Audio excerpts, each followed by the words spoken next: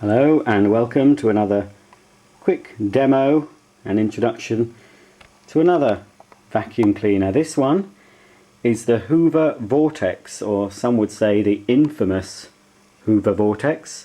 This is the vacuum cleaner that those lovely people at Dyson sued Hoover over because they claimed it copied some of Dyson's designs, namely the Cyclone.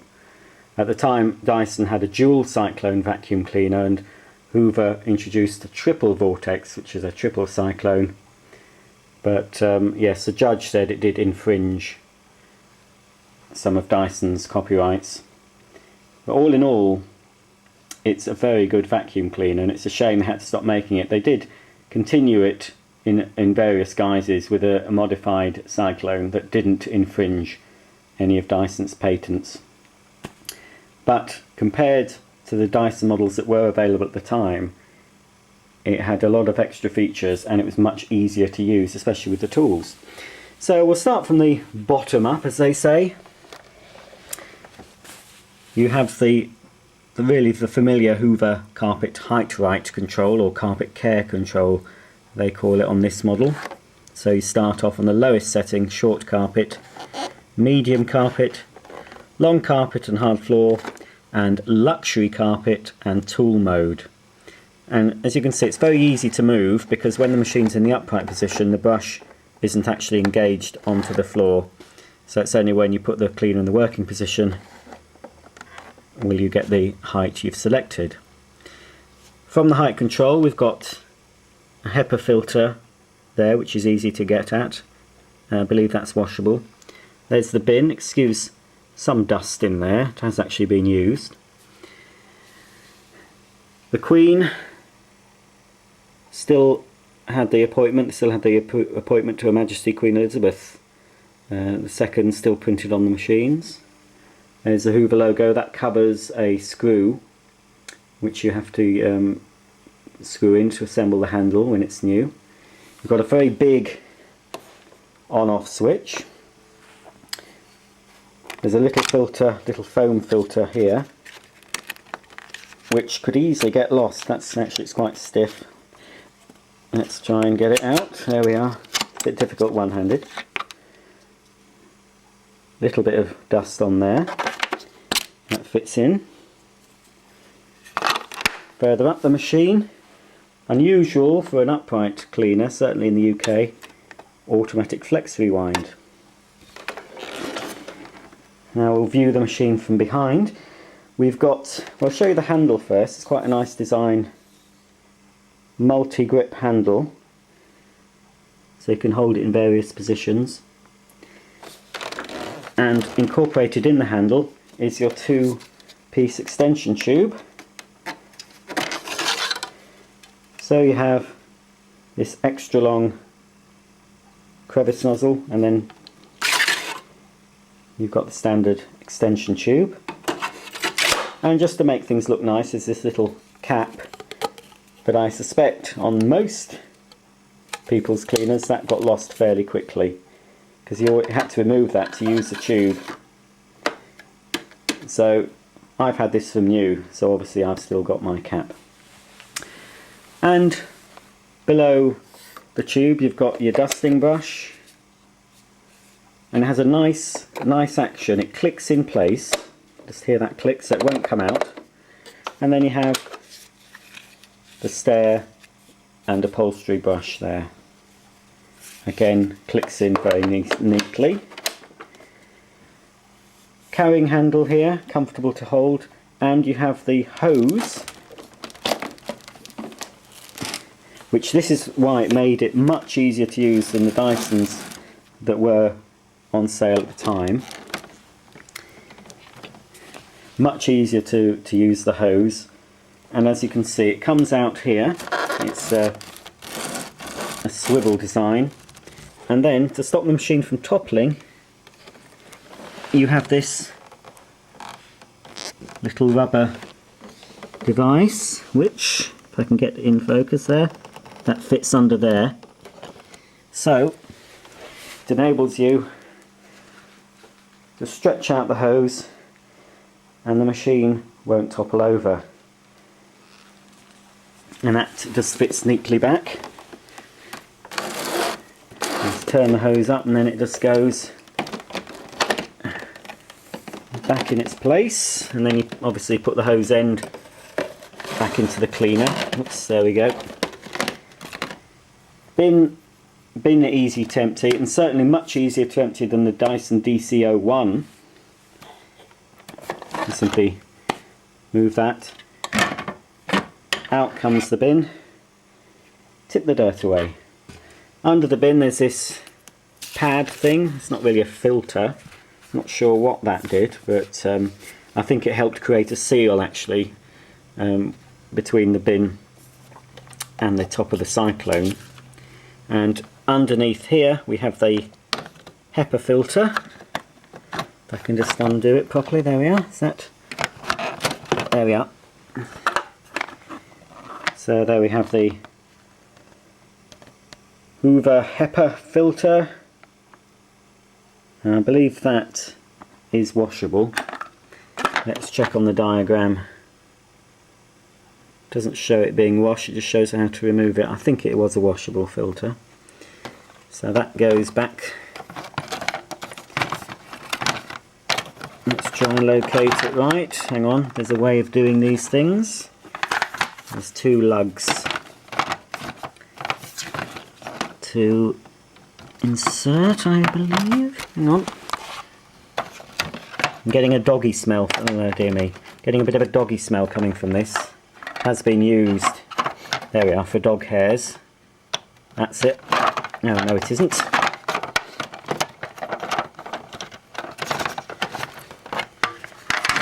Let's put the filter back in. Look.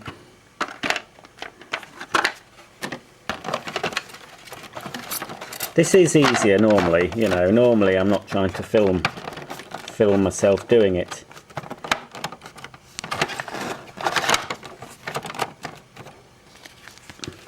Under here, I won't take it out because a lot of dirt will probably fall out. I don't know if we can see it. Let's just tilt the machine. There's a shroud there that's normally visible now on most cleaners. That lifts out, just twists off for rinsing under the tap. You see there's a bit of dirt in there. I don't think I haven't got the doodah back in properly.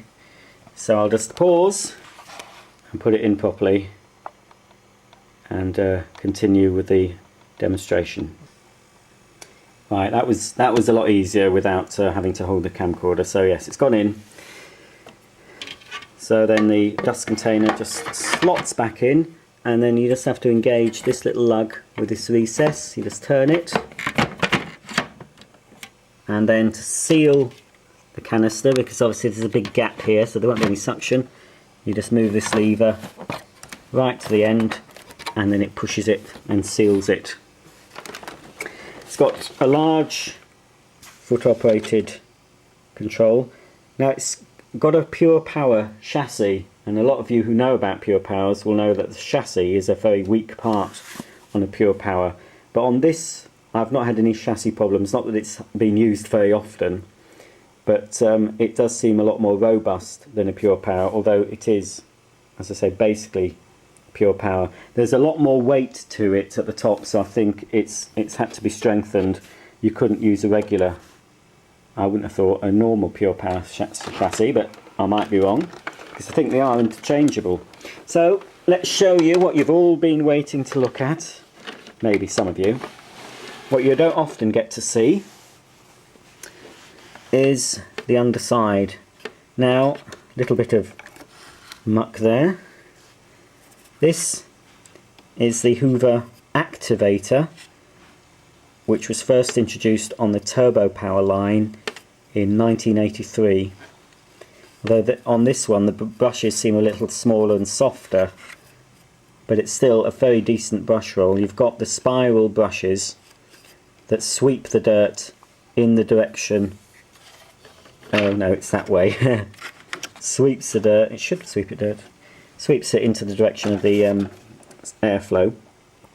And instead of beater bars like the old Hoover cleaners, you've got these beater pads, and these were designed to lift the pile instead of flattening the pile. They were designed to lift and groom the pile. And you've got edged brushes, but they're just static here, which don't really have much of an effect. On some earlier models of Pure Power, that was actually a rotating brush, which was very good. And we can look at the what do you call it? What do you call that? Serial number. Let's go back this way. This is better. And you can see it's model V2000 and made in EC. So any of you watching, you might be able to date that for me if you want to post a comment underneath. Nothing rude, please. And I don't know if you can date it from that, I'm not sure. But I think it did come out about 2000, I think. So here we have base of the machine. It does look very like a Pure Power chassis. It does, to me, it seems quite robust. But obviously this isn't a Chinese made model, so. And you've got some helpful little information on here. Hoover helpline, I don't know if that number's still valid. Do not fill the dust container above the maximum mark. And just a quick bit of information there on how to empty the dust container.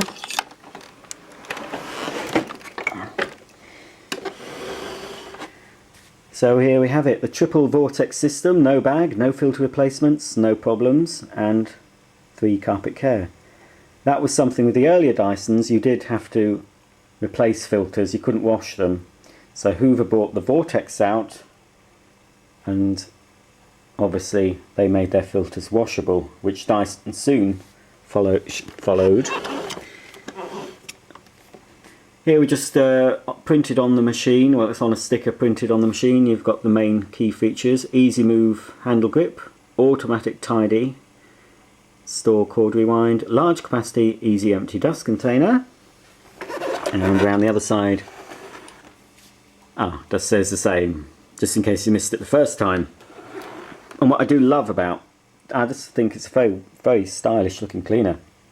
And I like here the way they've embossed Hoover in big bold letters on the side of the machine. All in all, this is a lovely cleaner, and I'll demonstrate it. It's still a decent machine. It was still when Hoover were producing decent. Some people might say no, they stopped producing decent machines in the 70s.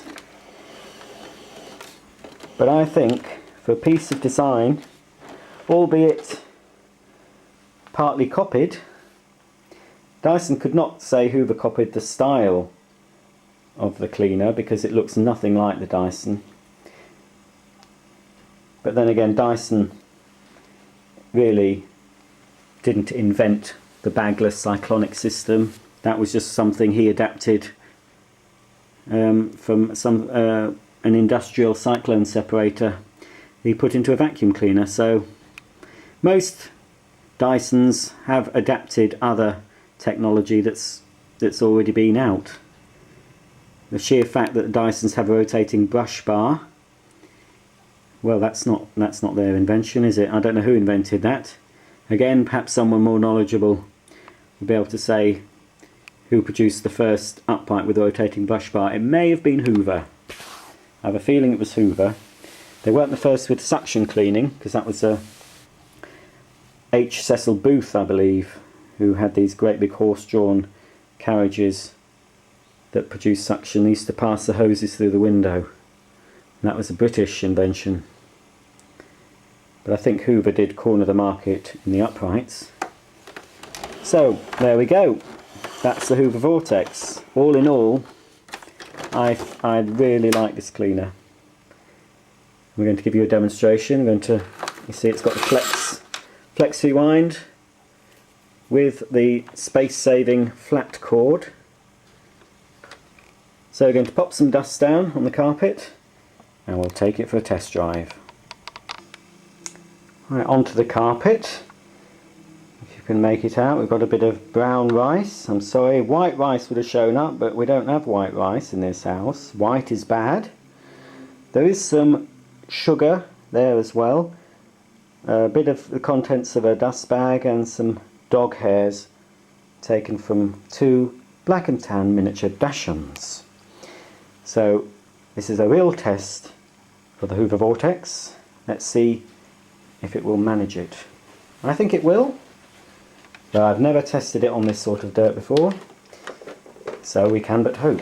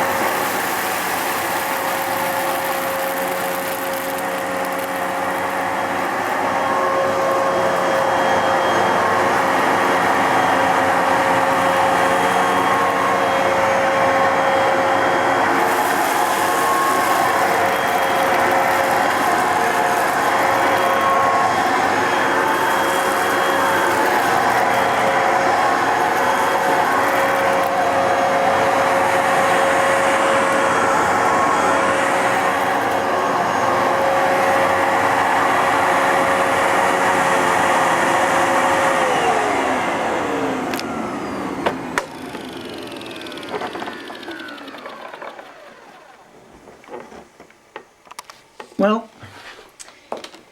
no surprise, it's picked all that dirt up. A little bit noisy, but not overly noisy, this cleaner. Not compared to some of the machines that are currently on the market. And we'll have a look at the dirt. That was a clean. And obviously, not just the dirt that I put down on my own. There's actually dirt there that I didn't actually put down. I'm pretty sure there's some dust and dirt in that mess. Not afraid to get my hands dirty, but from a very early age I had my hands in many dirty dust bags, I can tell you, which is why as an adult I don't have any allergies, I believe, because I was brought up with lots of dogs licking my face and an interest in vacuum cleaners and looking at and emptying them and opening them up and getting dirty. So I built up an immunity. So if you don't want your kids, folks, to have allergies, get them interested in vacuums. But I must have to give you a word of caution. Well, it's not really caution these days, but if sir or madam you're watching this and you have a son, especially a son, I doubt you've got a daughter, but if you've got a son that really likes vacuuming, shows a great interest in your vacuum cleaner, wants you to buy them a toy vacuum cleaner, it is possible that you may never have grandchildren. That's all I'm saying. Obviously it is possible for people to have grandchildren and to have children if they are of a certain nature, and it is nature, if they are of a certain nature, they would. Still, you can still have kids, one way or another. Look at the couple on Modern Family. They've got little Lily, haven't they? And I believe there's another one to follow.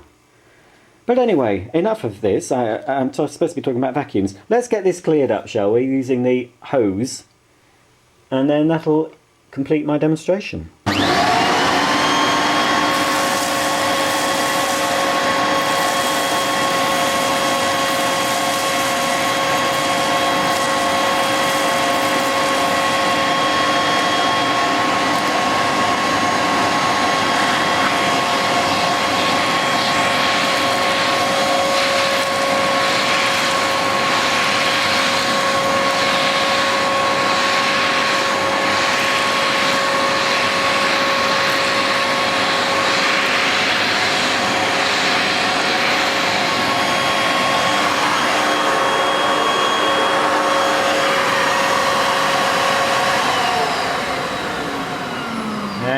I nearly turned it off without giving you the all-important spinning muck shot. There we are. Pop that back in. Get the hose back in place.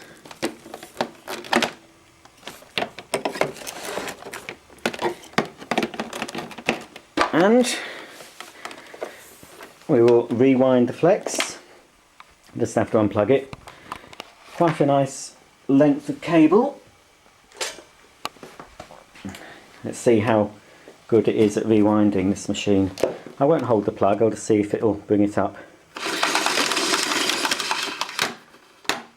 Not bad, obviously the weight of the plug stopping it.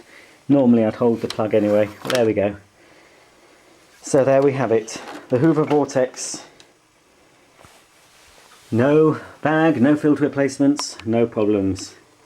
And somebody has posted a brief TV ad for this somewhere else on YouTube that you can look at. It's the only ad I know of, there might have been a longer one. So there we go. Stay tuned please for more of the same sort of rubbish you've come to expect from me. And I'll be back with more, including the Hoover Telios, the Hoover Alpina 1300, the Hoover The One, the infamous The One Performer, the Hoover Free Motion, Turbo Power 2, Studio, all Maytag satellite, all sorts. But if you want to be informed of any new videos straight away, why not subscribe? I try and put something new on each week. I can't do it all the time, but I try and give you something new to look at each week. So there's still a lot more to come, a lot more material. So until then, till my next video, I'll see you soon.